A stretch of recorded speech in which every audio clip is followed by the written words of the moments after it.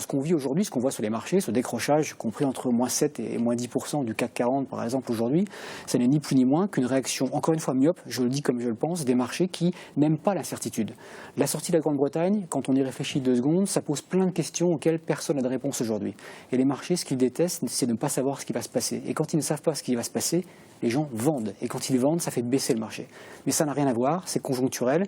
Si on regarde d'ailleurs ce qui s'est passé entre ce vendredi matin et le début d'après-midi, on voit que tout doucement, même si ce sont des fortes baisses, les esprits un peu se reprennent. Donc il faut laisser passer un peu de temps. Encore une fois, je pense que les marchés actions reprendront leur raison et reviendront à des niveaux corrects de valorisation et qu'il y aura du potentiel de hausse même derrière. Je crois que pour l'économie, il faut laisser le temps aux politiques notamment de reprendre la main et de renégocier ce qui doit l'être si la Grande-Bretagne doit effectivement sortir. Moi, je suis plutôt de ceux qui se disent qu'à froid, effectivement, d'ici quelques semaines, quelques mois, et y compris si effectivement la Grande-Bretagne sort, on s'est peut-être amené à renforcer les liens entre les autres acteurs de l'Europe et à renforcer quelque part cette démocratie européenne dont on a besoin, cette stratégie européenne, y compris économique, dont on a tous besoin pour qu'elle prospère.